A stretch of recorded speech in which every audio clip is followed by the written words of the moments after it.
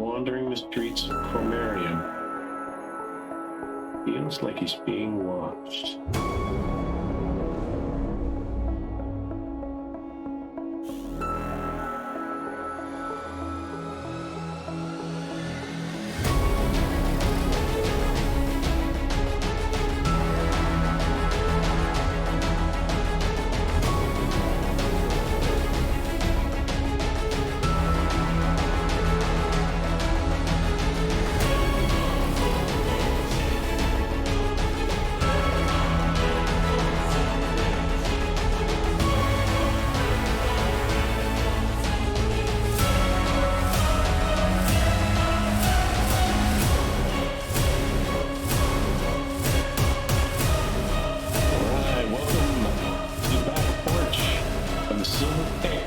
As the sun continues to remain high on the horizon for the time being, having defeated members of the Thantite Cohort, watching the slate tablet for a day or two, seeing no new X's appear on its corrupt surface, the Brotherhood of the Dark Star were almost certain they had achieved their goal. Dis and Bork spoke of plans to contact the City Watch, as Daglin began to reach out to attempt to contact members of the Vermilion Tide. Gazing also at Lyre, Daglin plucked a string periodically, listening to the strange underwater sounds that it created. And they all wondered, where did it truly belong?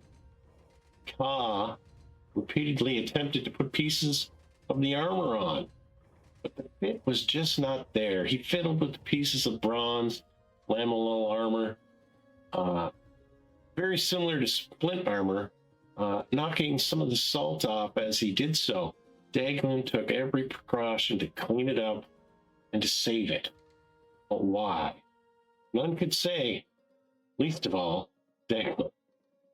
And as their friend Barcoon, now almost single-minded on a personal journey to see what could be discovered about the history of the Auroric Keystone they found secreted within the hideaway, stating he would be at the Temple of Auroras for a number of days, and he muttered something about picking up his spear as soon as possible and drafting a job posting for a man-at-arms. He quickly left with his usual blunt tone, leaving his companions to their own devices. What is your next move? Well, he was looking to pick up his spear. I'm looking to pick up my bow. It should be done by now. Okay, we can start to do that. But I think my pendant is still a ways off, right? Yeah, I think yours was a couple weeks. Mine was like a week. Yes. And then we gotta get paid, right? Oh yeah. Yeah. And then I thought the runes on the armor would be worth taking him to a sage of some kind that might be able to give us some kind of insight into them, what they mean, they're from. Right. You have to the Apollo temple as well. Right. So I think the easiest is to pick up Bork's bow and then go from there in regards to, we can drop the armor off the sage to see what the inscription says if I can't read it, and then we can then go to get paid City Watch and then to the Temple of Apollos to get that harp turned in. I like it. Right. Heading down to the district near the Tower of Oracle, where the Tower of Oracles are, past the steps. Make a couple of quick corners, and you see the simple door with the mystical marking and with the initials VK underneath, and you know that is Melissa Corin. Yep. The enchantress that was looking after the bow, among other things. Yep.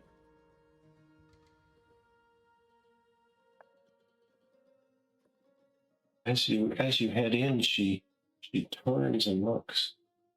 Oh, look. Your friend Varkoon was here earlier today. He seemed in such a hurry. I had sent him over to Horubane to retrieve his spear if it was ready. Yeah, he had mentioned that he was going to come. I, of course, am coming to see the status of my bow and pick it up. Yeah. Yes, I was going to prepare a message either today or tomorrow, but seeing as you are here, I will not need to send a messenger.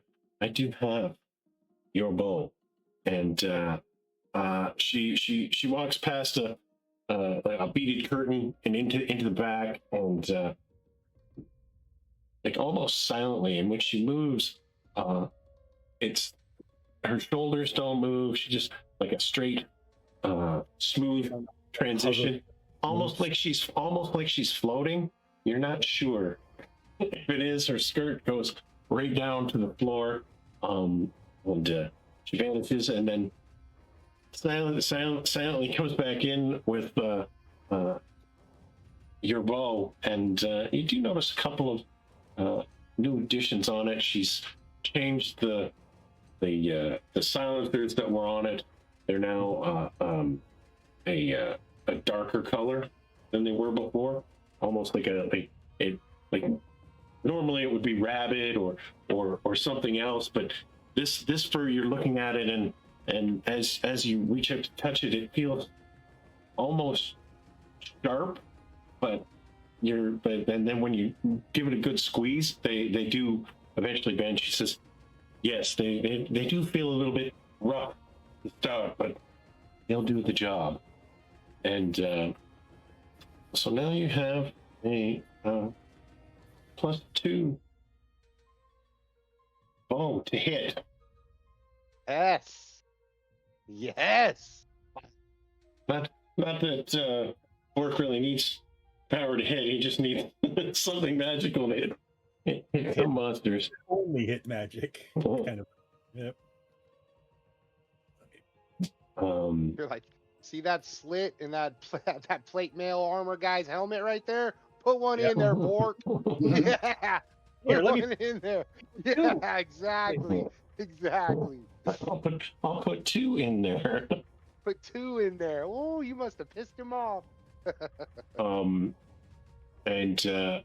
as she's looking, she says, and yes, my newish friend, I'm still working on your pendant. It will be prepared probably within a week, if that's agreeable to you. Absolutely. Is there anything else that I can help you with?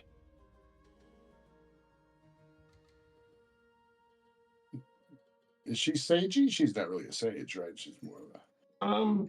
She's an enchantress. She's knowledgeable in some things, but she might be able to tell you something. Hey, we can show her. Yeah, we could take out the breastplate. Yeah. So as you pull out the armor and set it down, she looks at it and she looks. She doesn't touch it right away. She looks at it and she squints, like, and she says, and then looks at the armor and looks at the salt, and then takes her thumbnail and scrapes just a little bit off. That's not damage. That's grown on purpose. Where did you find this? It was on some creatures that we fought. Yes, excellent craftsmanship. It's incredible. Definitely military grade, but definitely pre-chromarium style, older or possibly from somewhere else. And these whoever wore this, they weren't crude knights. They were disciplined. They must have been elite. That would be one way to describe them. They fought well. Well, if they're wearing armor like this, and she's tapping it gently, and looking at it, she says, "I would recommend letting Farouk have a look at this if you'd like anything done with it. What would you be looking to have?" My friend, I think you should have it adapted for you. Yeah, if you're able. Well, I'm not able, but perhaps Or if he is able. Harouk might be able to do something. I would say visit him at his forge, and she gives you directions, and where it is, like you head down to some of the heavier work areas, but then you head up this tiny street, and all of a sudden you come to this place, and this building looks enormous. Like the front of it is all wide open. There's 3 huge smokestacks out the back, or out the side, with smoke pouring out of them, and you can see a man in there hammering away on a piece of metal. Older Nice. Farouk? man. Yes, this is a moment, and he's hammering out a sword, and he's pounding on it, and gets it where he looks. He picks it up and looks at it, and then dunks it in the barrel, and there's a big huge hiss of steam, and then he turns and yells at one of the boys, "Get that forge going! Get it harder! It needs to be harder. We need to cure the impurities." And he takes his hammer and hammers it down on the anvil, and with nothing there, sparks shower off the bottom of this anvil that he just hit. And he says, "Yes, how can I help you?" It's like no gold, but we walk over and said, "What do you think of this?" He looks at it, and he almost has the exact same reaction that Melissa had, where he stopped, he looked at it, he didn't touch it, and and it's this impeccable craftsmanship. And he starts to look at it, and he grabs a pair of tongs and picks it up and moves it, and then kind of drops it, and the salt, and he says, salt, it has something to do with it. He says it looks like it's fused into the joints. It's almost like it's reinforcing him, and then he picks it up with his hand, and he's looking at it, and he gives it a shake, and then he takes, he says, "May I?" And he's got his hammer in his hand. "May I?"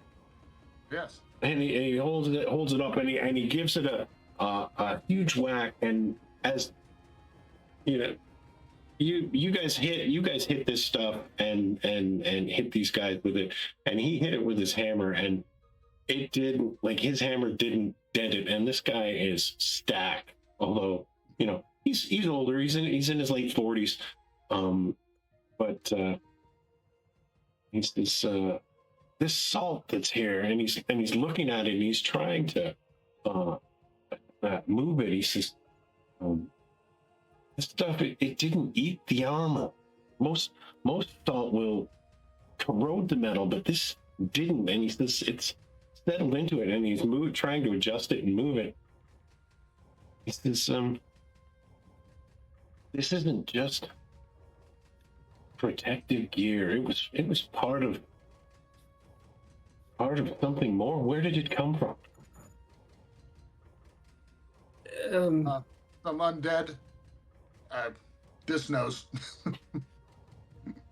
It came from a problem location in the city that we were addressing. And he thinks about it for a minute, and you can see in his eye that he might know what you're talking about.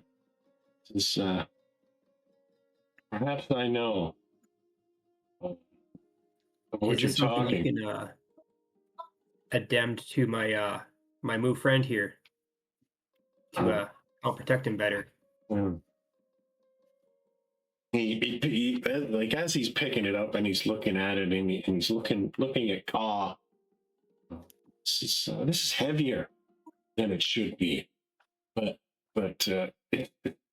it's just some and then he starts giving each of the plates a shove, and he says some of these are harder than others. He says the balance of this is off. It's not meant for something that it is meant for something that doesn't move like we do, but it's strange. We all, those of us that look after our armor, there's been no oiling, there's been no repairs on this. It's not reforged. This armor hasn't been maintained in quite possibly cycles. As it hasn't needed to be. Something else is preserving it. It's to modify this. I can, perhaps not safely, and not without consequence. I can rebuild the inside and the interior, and that would fit him. Would fit you for sure. And I could rebalance some of the plates, but it won't fit right on a living body. Now that you're telling me it was something buried long ago, it doesn't. And he takes it and he moves it and he takes the hammer and he tries to adjust one of the plates and you can see it moves, and then all of a sudden it just goes and it moves and pops back into place where it was. And he says, I could rebuild it, I could make it fit you so you could wear it. He says, but it would definitely be uncomfortable and feel unnatural. Would we be better off than bringing this to our employer in exchange for something more usable and more beneficial to our friend here? That would be easier for you to work with. Well, I mean, if you would want, I could try cutting it and reshaping it, but I'm afraid that it might dull my tools faster. But perhaps a little extra coin could go a long way to preparing something. If it's not this, I could make something similar, or I could make something else entirely. I think this is right. Perhaps we give it over to the temple or to the city guard.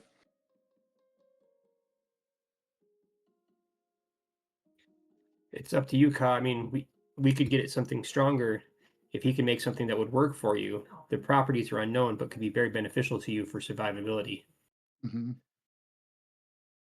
I mean, look at the size of this man's forearms. I mean, if this man can't fix your armor, I don't know who can. What say you? If Here, it hampers and then my, Gaglin- if it hampers Gaglin's my gonna movement or is uncomfortable to wear, Well, then we you chuck might it. have. Like, it's not like you're tied to it, you know? Like, this guy, whatever. Hopefully, this guy will make his Yeah. rolls and he'll Right. get you something awesome. And if not, then in another adventure, I'll steal you a jewel real nice, and we'll buy you a nice, banded mail or something that something good. We'll get you hooked up, my mad, the call the mad. He doesn't quite I make it. assure you. He might So be look- able to sell it. Mhm. So, Right. So looking at it, how much? Well, it's I'm going to give it to you straight, son. Just, I can adjust it. You can wear it, but you will never own it.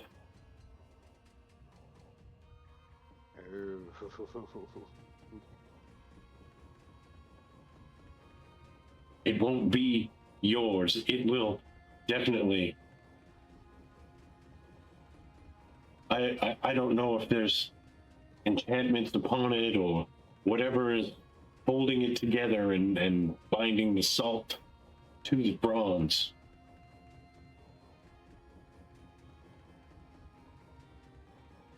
I could start with 400 gold pieces and try and make it fit.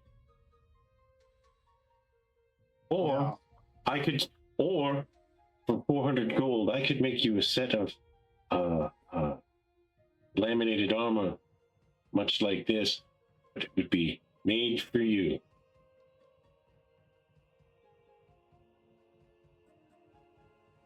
I think we might be better off than I think Figuring maybe Figuring selling it. this armor or trying to get some coin for this armor and getting better armor made is probably the better route. I have 90 gold anyway, so I think that might be better off because if it's Yeah. enchanted and you won't own it, it might be bound or cursed. it sounds cursed to me. Yeah, I don't think this is something to mess with in that way. Yeah. But it might be of value to one of the temples, somebody that understands it, one of the school of magic or a mage or somebody that would want to study it.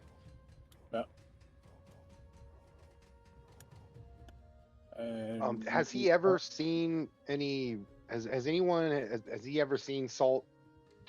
This is something that he's never before seen, correct? No, Like you said, he explained how it corrodes normally, but somehow it seems that the salt is strengthening this. Yeah. Is like within the joint. It almost seems like part this of it. thing's growing the salt off of it. Like the salt is something that's being created by the magic in the armor. What it seems like to me, like it's being Yeah. formed and Yeah. made out of the armor Yeah, itself. that's gnarly. Yeah, that's gnarly. Yeah, that's like as you talk about it, he's nodding. He says, "I believe that might be." And bronze itself is something that should not be affected by salt water. Right. Because it's a copper tin mix. It should not be affected by salt. So it's entirely possible that this is some sort of underwater or ocean magic imbibed into this, absorbed into this armor in some way. Kraken or some kind Maybe of. to sell off. Yeah, I think selling is the way to go. I knew a couple creepy Eskimos that were into some stuff like this. I don't know. Maybe I can ask around. We can take it back to Moore's End and see if they recognize the enchantments on it as well. Sure. But Kyle, let our friend here get your measurements. We can go Good from there in regards to getting you some new armor. Absolutely. Okay. Is Kyle that- flexes up. Measure me. That's Sucks a in the warrior. gut. Yeah. He- Gets the he- chest out. he points. That's a warrior, and That's a warrior. and as he hollers for one of the boys to come out, and he comes out with this stick, like a measuring stick, and then all of a sudden he just goes, "Ooh," and it folds out into this long thing, and he's holding it up, and he says, stand here, son," and he puts it across your shoulders and down to the arms, and he's pulling like tightening little thumb screws on it, and down to the arms and where it is, and he looks at it and he scratches down some measurements on a piece of paper with a little coal pencil, and marks you all up and gets you set, and he says, "I just have one word for you. my friend. What inspiration would you draw for your armor?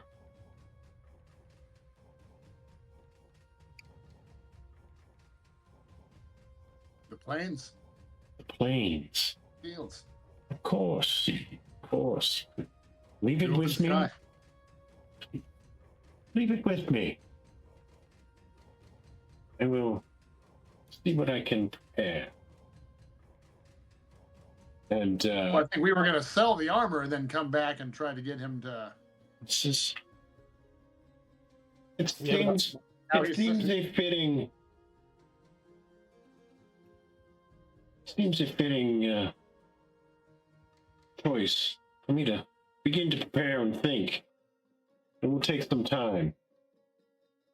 It's all right. I gotta go.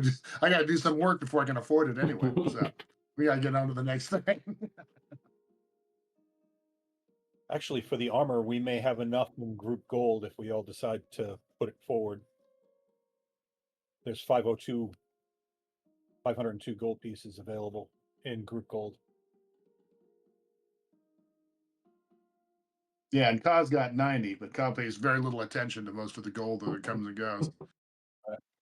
Money's just something you throw off the back of a train, son. Well, if we have 500 GPs, we go to the dog track, we'll soon have about 1,600. No. No. I got a tip. I'm just telling you. This one's a sure one. Not like last time, Dis. This time I'm sure. So what would it cost us to get started for cause armor?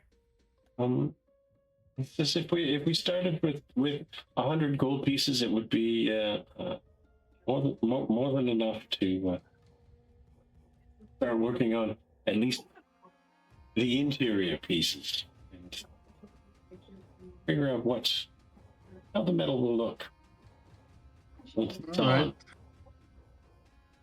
Can we 50-50 that? That'll leave him a little bit of Yeah. spending money cover for the your costs. ladies and the thing tonight. So I'll take 50 off. I'll put some coin down towards Paul's armor. I appreciate I'll do it. the same. I've thrown money away on worse bets. That's me. I've bought stupider stuff for 50 gold. Damn right. I'll throw in 20. If everybody else throws in 20, that should be 80 plus your 50. Yeah. Start So at that should be 100. him going. That Yeah, would- if we give him 120, that'll get him squared And- away. and we'll, Yep. that will get him squared and prepped.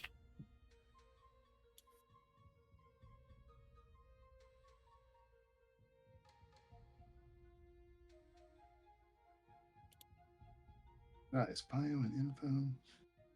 Yeah, let's get Caw hooked up. Yeah, and that's Yeah, without yeah. party gold. So. Yeah. As the since I must get back to my sword and he pulls it back out of the forge and lays it down and starts hammering and sparks are flying and it's hot in here. It's really hot. I look around to see, does he actually make any arrowheads? No. No? He does the bigger stuff. That's what I figured. Yeah. And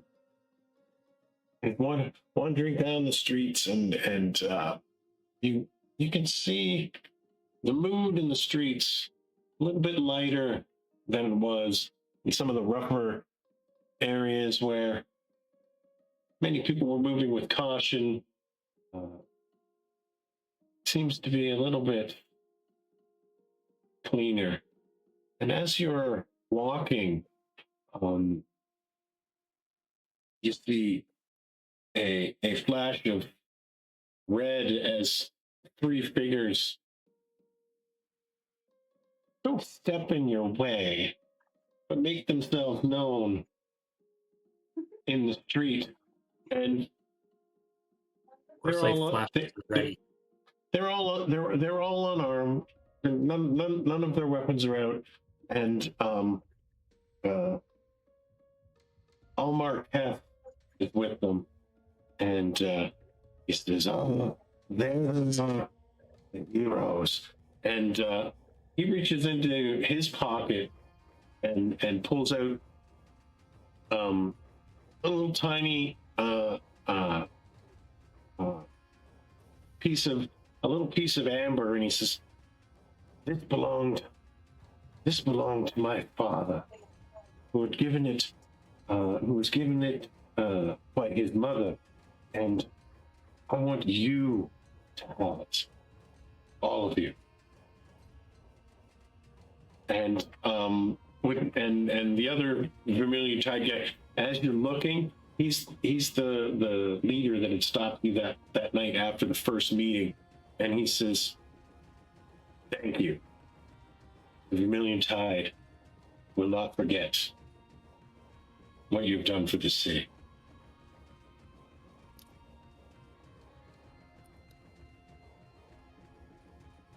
And they all bow, like all give you cordialities, and they all step back and and begin to disappear and filter off into the streets as they do. Daglin's familiar with people just disappearing into the streets and melding, but that's what happens. They just kind of all go their separate ways, and you don't see the red again. It just fades away. Sure, there's the odd flash of red once in a while, but nobody shows it on purpose. They show it with purpose.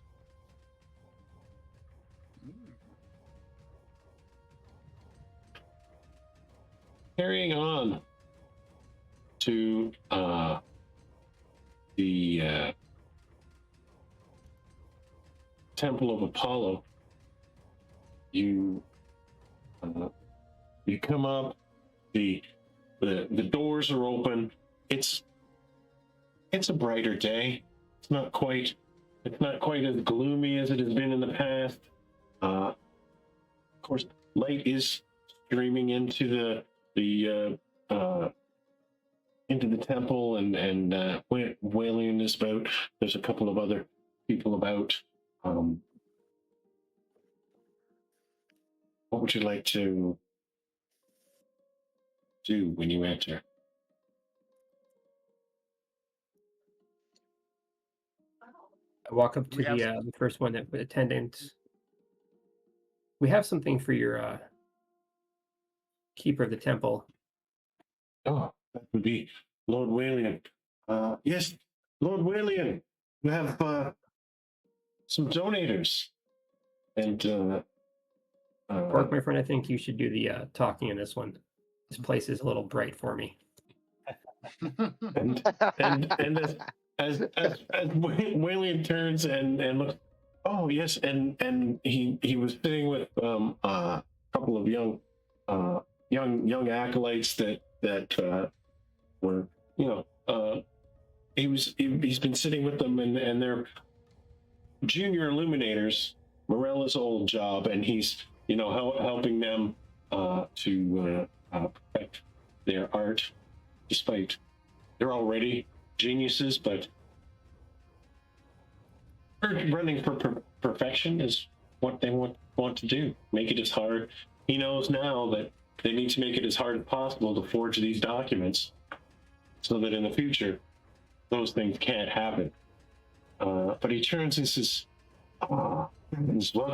welcome back to the Temple of Apollo. How may I help you?"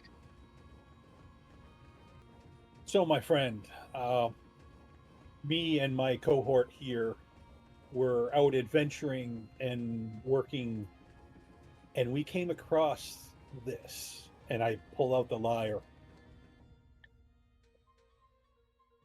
Yes, and you can see that looking at that lyre and looking at this one, he says, this is quite an instrument, and he picks it up and gives it a few plucks, and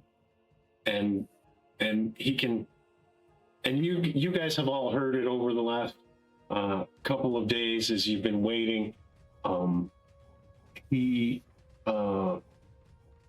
uses the underwater sound. It's strange, and this, yes, this belongs here. He says, but where was this found exactly? I explain the location that it was found in some sort of desecrated altar under the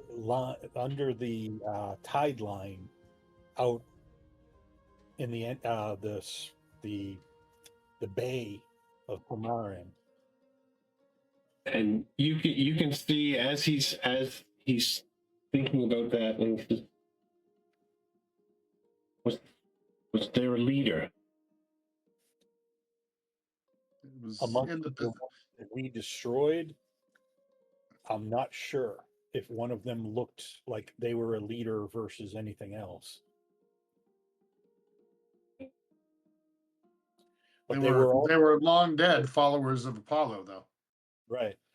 And they were wearing, and then I pull out some of the armor that we're trying to sell, and they were wearing this, which we're now seeking to find out a value of so that we can sell to further our adventures, as with the Lyre. Yes, he as you tell him where this was, he takes a seat, and this is a man who you can tell for years he's been strong. He's been a symbol of Apollo here in Chromarium for many cycles, but he takes a moment to sit with his hands clasped, and you see the symbol on his chest. It's strange. It dims a little bit. It's not as bright as it once was, and he says, and he's looking at the ground, and he says, they were not buried as criminals. They were sealed as guardians. And he says, Guardians or Guardians for something. Yeah. Long ago, before Chromarium's current order, and he's looking for the word, and he's the Thantite Cohort were knights sworn to Apollo's law of truth and witnessed, tasked with overseeing maritime oaths, burial rites, and contracts sworn before sun and tide. But these were not ordinary knights. They were entrusted something dangerous. They judged when the law failed, when nobles escaped punishment, when bodies were hidden, when oaths were broken without consequence. The cohort was permitted to act as final arbiters of unresolved justice, but with one condition: they could not act without a witness. And you can see him look down and almost and he takes a moment and says, was there one there that had long dark hair?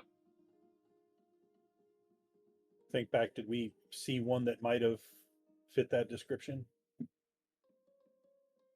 Maybe the mural or the statue. How about the yeah, I think the statue. That I asked him I asked Walien, while we were down there too, I noticed a statue of a quite strikingly handsome man, almost as handsome as me. And under it, it said the name Brogan. And You know, you can see as soon as you say the name Broken, his face drops. And you can see a tear forming in the corner of his eye. And this Broken was not just to be their leader. He was the bearer of the witness flame. He was the one who interpreted Apollo's will, and the one who decided when justice was necessary and when mercy must remain. Without him, they were incomplete. And without me, Brogan was incomplete. And tears begin to stream down his face. He says, many, many cycles ago, I was Brogan's squire as a young man. Yeah. And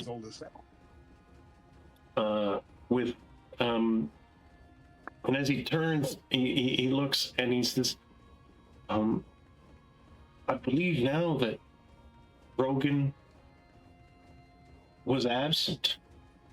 And without Brogan, there was no insignia bearer. There was no voice of Apollo's will. No ritual centerpiece. The cohort was leaderless. And until that crypt is opened, we were safe. And to me, those that follow Apollo and Law,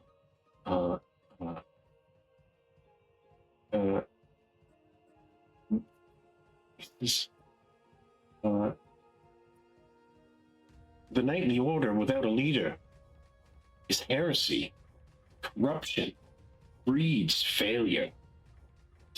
And the tears continue to stream down his face, and he says, oh, how I miss my lord and my friend. And then he apologizes. He wipes the tears away and takes a moment. And you can see him muttering under his breath the Apollo Creed, and you see the lyre begin to glow a little bit more, and he says, he looks out the window and across the bay towards the docks. He says, the world forgot about them. The world below remembered them. Something changed. Conditions around them. Over many cycles, burial records were altered, bodies misplaced. Others, both went unrecorded, and the dead were mishandled. The very system that they swore to protect rotted. And in that rot, he says, and looking at the armor, he says, and in that rot, salt seeped in. Pressure built, and the boundary between oath and consequence eroded. I can only imagine that when the new construction opened the crypt, the cohort did not awaken as knights. They awakened as a system without its judge. No leader, no witness, only law. They remembered the words, but not the meaning. They must have believed that every broken oath must be punished. Every inconsistency was guilt, and every unclean burial a crime. They lost context, mercy, and discernment. They had become hunters, judges, and executioners, because there was no one left to say no.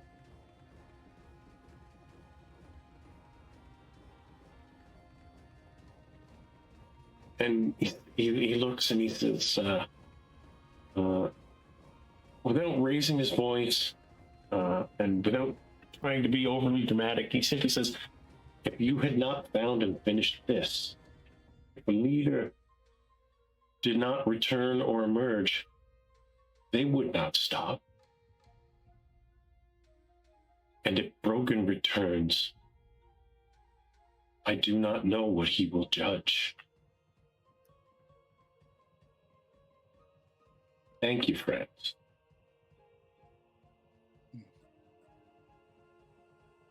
Wow. Okay. So just above table. Holy shit. Okay, so Brogan was like the basically deciding who needs to get the judgment put upon them, giving the final say so, right? He was the judge. Right. Yeah. And these three knights or whatever ones meeting out justice, right? The crypt got broken into. These things were now released without the power of Brogan kind of keeping them on. But I think I missed what happened to Brogan. Do we know why don't he's know not yet. among them? I don't. So think we don't know yet. why he's not among them. Okay. Yeah, we don't. We got to ask dude or whatever. But I'm just saying, above the table, that was cool as shit. I like that.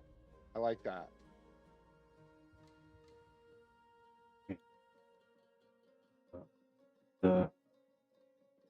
The armor was forged for the cohort. However, this Saltsmith here, and he's looking. He's just as freaked out as the other two that have looked at it, and he says, "This is definitely not how it should be."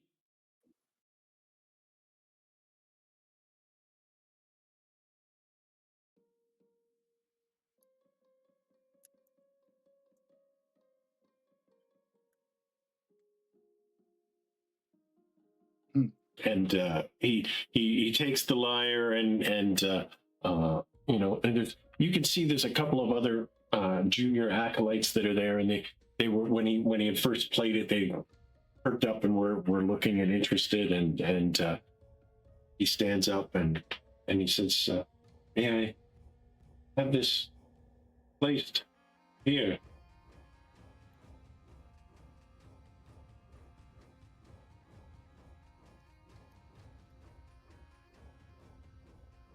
And place the lyre at the place of Apollo. I think we shall. Yeah, we're returning it to you. Oh. Apollo thanks you. And I thank you. Whatever happens to Brogan. And he hands off the lyre, and two of the acolytes, two people grab it. You don't need two people to carry it, but they're treating it more as a reverent object, and take it up and take it into the back room. But you know that Walien at some point will have it on display for everybody to come and see. Yep.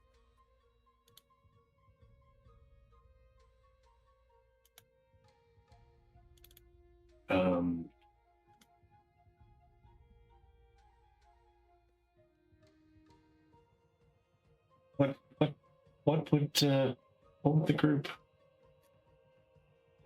like to do? There's still no play on that armor, though, huh? Yes, he's looking at it, and he says, "We have Almost like it's hard to sell cursed armor. we have no use for the armor here."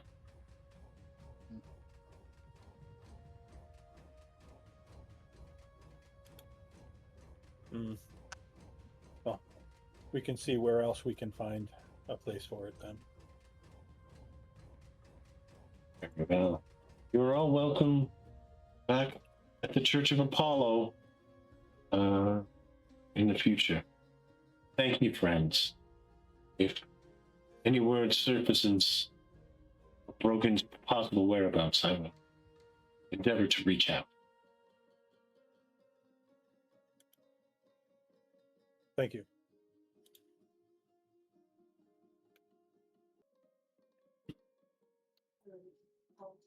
So, with that, I believe Let's seal the crypt for now. The oath beneath the salt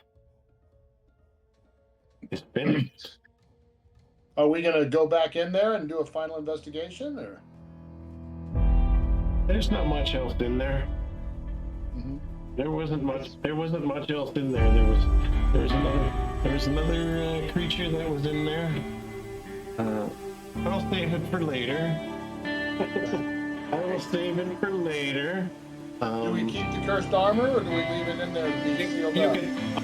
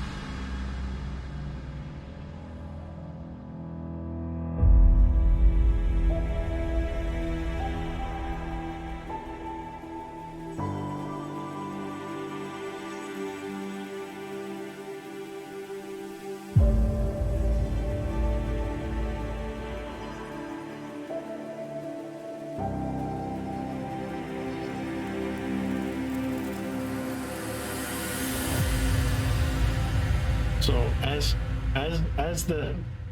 as the days go by, following the sealing of the crypt, there's been every once in a while, Walien is wandering the streets of Chromarium. Feels like he's being watched. As he passes by, he stares down a dark hall, dark alleyway, a green lantern swinging in the mist. Mhm.